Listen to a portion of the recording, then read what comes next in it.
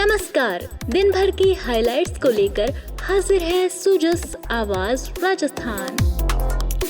Sujas podcast में मेधा से आप सुन रहे हैं प्रदेश की खास खबरें। नजर सबसे पहले आज की हेडलाइंस पर। मुख्यमंत्री भजनलाल शर्मा ने वर्ष 2025-26 की बजट घोषणाओं के क्रियान्वयन के संबंध में ली समीक्षा बैठक। बजटीय घोषणाओं को तय समय में पूरा करने के लिए दिए जरूरी दिशा निर्देश। मुख्यमंत्री ने राइजिंग राजस्थान समिट के तहत अक्षय ऊर्जा क्षेत्र में हुए एमओयू के क्रियान्वयन की समीक्षा। निजी क्षेत्र में 6 लाख से अधिक रोजगार के नए अवसर सृजित करने के संकल्प को भी मिलेगा बल। और प्रदेश में दिव्यांगजनों के लिए समान अवसर नीति 2025 लागू, सशक्त और सक्षम बनाने का लक्ष्य। और अब सुनिए खबरें विस्तार से। मुख्यमंत्री भजनलाल शर्मा ने आज मुख्यमंत्री निवास पर वर्ष 2025-26 की बजट घोषणाओं के क्रियान्वयन के संबंध में समीक्षा बैठक ली। उन्होंने अधिकारियों को बजटीय घोषणाओं को तय समय में पूरा करने के लिए जरूरी दिशा निर्देश दिए।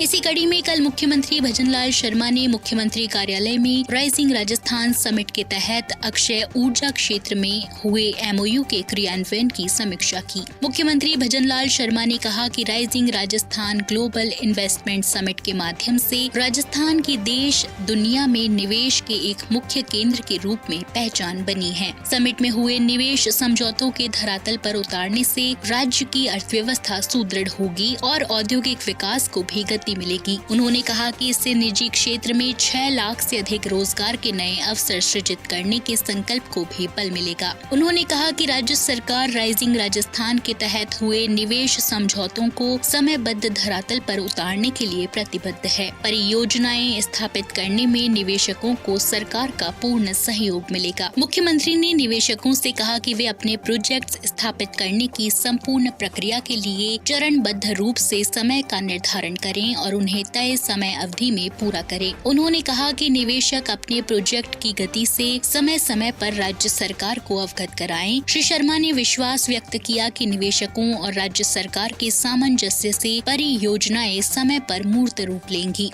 मुख्यमंत्री ने निवेशकों से कहा कि सरकार और निवेशकों के बीच समन्वय के लिए प्रत्येक परियोजना के अनुसार एक नोडल अधिकारी नियुक्त किया जाएगा। वे तय समय में परियोजना का पूरा होना सुनिश्चित करेंगे। उन्होंने कहा कि राज्य सरकार प्रत्येक माह सभी प्रस्तावों के क्रियान्वयन की गहन समीक्षा कर रही है। जिला कलेक्टर से लेकर मुख्य सचिव स्तर तक मॉनिटरिंग कर कार्यों को गति दी जा रही है। उन्होंने अधिकारियों को निर्देश दिए कि पवन, हाइब्रिड, बैटरी स्टोरेज और पंप स्टोरेज परियोजना के लिए भूमि आवंटन और कनेक्टिविटी के कार्यों को गति प्रदान करें। मुख्यमंत्री ने कहा कि राजस्थान को ऊर्जा के क्षेत्र में सरप्लस स्टेट बनाने के उद्देश्य की पूर्ति में नवीकरणीय ऊर्जा की महत्वपूर्ण भूमिका है। सरकार आगामी बजट में राज्य की नवीकरणीय ऊर्जा उत्पादन क्षमता को 30 गीगावाट से बढ़ाकर 125 गीगावाट करने के लिए प्रयासरत है। सरकार सौर और पवन ऊर्जा आधारित परियोजनाओं के साथ पंप स्टोरेज और बैटरी स्टोरेज जैसे नवाचार पर भी जोर दे रही है।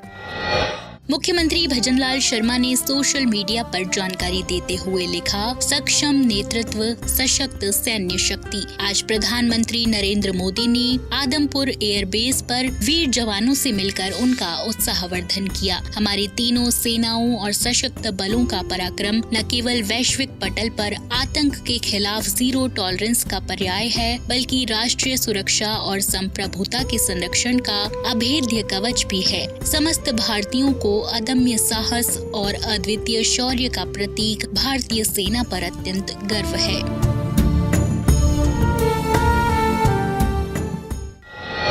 इसी कड़ी में मुख्यमंत्री भजनलाल शर्मा ने सोशल मीडिया संदेश पर लिखा, केंद्रीय माध्यमिक शिक्षा बोर्ड CBSE द्वारा घोषित कक्षा 12वीं के परीक्षा परिणाम में सफल सभी विद्यार्थियों को हार्दिक बधाई और शुभकामनाएं। ये स्वर्णिम सफलता आपके कठिन परिश्रम, दृढ़ संकल्प और अथक प्रयासों का सुफल है।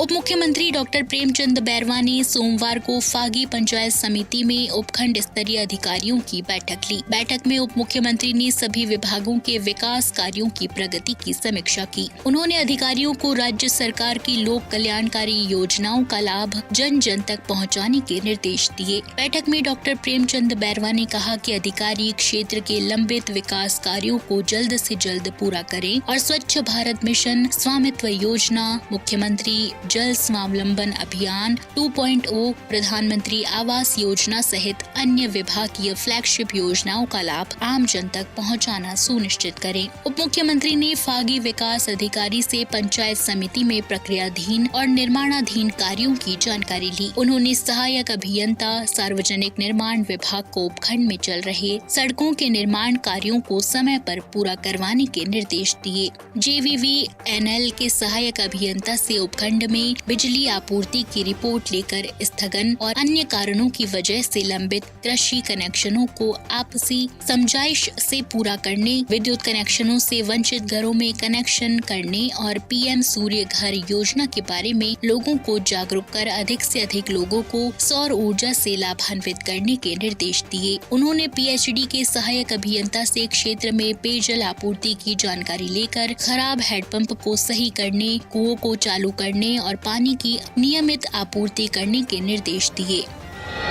विशेष योग्यजन आयुक्त और संयुक्त शासन सचिव बचनेश अग्रवाल ने बताया कि दिव्यांगजनों को प्रदेश में समान अवसर प्रदान करने और उन्हें सशक्त बनाकर राज्य के विकास में उनकी प्रभावी भागीदारी सुनिश्चित करने के लिए संभागीय विभाग सटीक कार्य योजना बनाकर दिव्यांगजनों को राहत प्रदान करें। सामाजिक न्याय और अधिकारिता विभाग के मुख्यालय अम्बेडकर भवन में आमुखीकरण कार्यशाला को संबोधित करते हुए कहा कि सभी विभाग दिव्यांगजन फ्रेंडली भवन और आधारभूत सुविधाएं उपलब्ध कराना सुनिश्चित करें। दिव्यांगजनों के लिए उपयुक्त रैंप, बाथरूम और रिसेप्शन आदि सुविधाएं उपलब्ध कराएं। उन्होंने संबंधित विभागों को दिव्यांगजनों की मदद के लिए निचले स्तर तक नोडल और शिकायत निवारण अधिकारी नियुक्त करने के भी निर्देश दिए। उन्होंने कहा कि सभी विभाग दिव्यांगजनों के स्थानांतरण और पद स्थापन में वरीयता दें। साथ ही आवास आवंटन से लेकर हर तरह की सुविधाएं उपलब्ध कराना सुनिश्चित करें ताकि वे स्वयं भी आत्मनिर्भर और सशक्त बन सकें। कार्मिक विभाग के संयुक्त सचिव दिनेश शर्मा ने बताया कि राज्य सरकार द्वारा वर्ष 2021 से दिव्यांगजनों के लिए पदोन्नति में 4% हॉरिजेंटल आरक्षण निर्धारित किया है। उन्होंने कहा कि सभी विभाग दिव्यांगजनों को सेवा में प्रवेश, पदोन्नति और वरिष्ठता के अनुसार आरक्षण देना सुनिश्चित करें। उन्होंने इस दौरान दिव्यांगजनों को दिए जाने वाले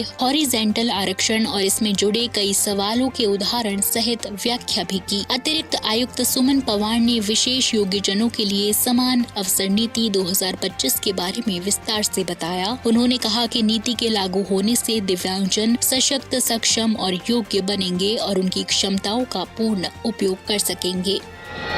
पशुपालन, गोपालन, डेयरी और देवस्थान मंत्री और बाड़मेर जिले के प्रभारी मंत्री जोराराम कुमावत ने कहा कि भारतीय सेना ने ऑपरेशन सिंदूर के माध्यम से पाकिस्तान को कड़ा सबक सिखाया है और पहलगांव में हुए आतंकवादी घटना में निर्दोष भारतीय नागरिकों की मौत का पूरा बदला लिया है। प्रभारी मंत्री श्री कुमावत सोमवार को बाड़मेर जिला कलेक्ट्रेट के कॉन्फ्रेंस हॉल में सुरक्षा एवं अन्य आपातकालीन व्यवस्थाओं के संबंध में आयोजित समीक्षा बैठक को संबोधित कर रहे थे। उन्होंने बताया कि प्रधानमंत्री नरेंद्र मोदी के नेतृत्व में 22 अप्रैल को घटित हुई घटना का प्रतिशोध लेने के लिए ऑपरेशन सिंदूर चलाकर पाकिस्तान में संचालित आतंकवादी शिविरों को नष्ट किया गया। इस अभियान में 100 से अधिक आतंकवादियों को मौत के घाट उतारा। इसके बाद पाकिस्तान ने बौखलाहट में सीमा रेखा पर गोलीबारी शुरू की। इसके जवाब में भारतीय सेना ने मुंह तोड़ जवाब दिया। उन्होंने कहा कि पाकिस्तान की ओर से ड्रोन हमले हुए जिनको हमारी सेना ने निष्फल किया। उन्होंने कहा कि बाड़मेर की लंबी सीमा रेखा पाकिस्तान से लगती है, इसीलिए इन विपरीत परिस्थितियों में यहाँ के नागरिकों ने बड़ा साहस का परिचय दिया है और अपने मनोबल को ऊंचा रखा है। इतना ही नहीं, यहाँ के लोगों ने प्रशासन की ओर से राष्ट्रीय सुरक्षा के मद्देनजर जारी दिशा निर्देशों की अनुपालना करके एक देशभक्त नागरिक का भी परिचय दिया है।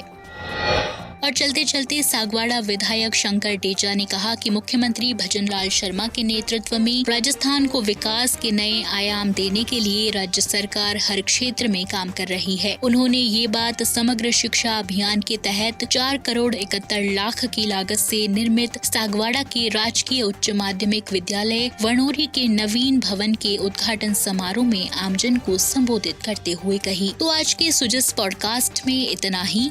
मेधा को दीजिए इजाजत, कल फिर होगी आपसे मुलाकात। तब तक के लिए नमस्कार।